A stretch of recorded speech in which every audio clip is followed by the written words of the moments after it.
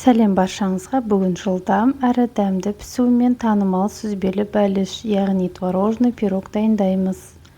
Барлық заттарымыз бөлме температурасында болуы тиіс, және қамырға қажетті заттарды үлкен ыдыста араластырамыз. Ең алдымен қаймағымызға қантымызды және жұмыртқамызды қосып, кейін жұмсақ еріп тұрған сары майымызды қосып, массамызды біркелкі болғанша араластырамыз.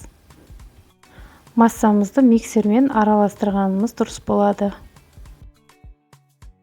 Сұйық массамызға електен өткен ұнымызды қосып, содамызға 1 шай қасық уксусты қосып, көпіршітіп аламыз.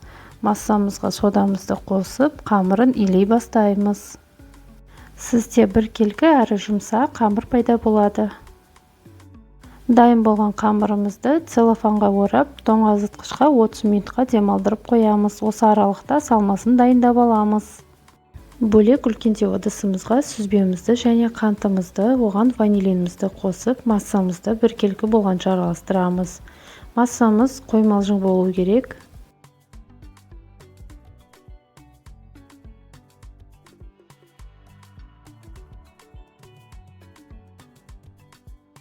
Тоңазытқыштан қамырымызды алып, столдың үстіне қойып, керегінше аздап ұн сепсеңіз болады. Қамырымызды екіге бөлеміз. Бірінші бөлігін аздап, екіншісін көптеу қылып бөліп аламыз және қамырын жаямыз. Қамырымызды енді бәліш пісіретін арнайы 24 сантиметрлік формаға қамырдың бірінші үлкен бөлігін саламыз. Одан кейін ірімшікті салманы салып, қамырдың үстін толықтай жауып шығамыз.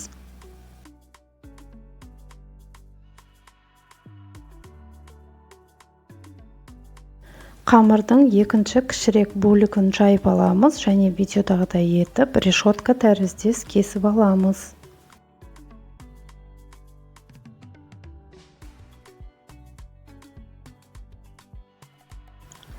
Қамырдың кесілген қалған бөлігімен салманың үстінен видеодағыдай етіп қойып шығамыз. Кесілген бөліктерді толықтай жауып болған соң, жұмыртқаның сары уызымен толыққанды жағып аламыз. Пирогымыздың бетінен арахис немесе қалауыңызша мак сепсеңіз де болады. Дайын болған пирогымызды қызып тұрған пеште 170 градуста 45 минутта пісіріп аламыз. Пирогымыз дайын болды. Мұндай дәмді әрі сондай тәтті сүзбелі пирогты дайындай отырып, мерекелік жиынға немесе отбасылық шайға ұсынсаңыз болады. Рецептім ұнаса лайк басып, каналыма тіркелуді ұмытпаймыз. Ас болсын!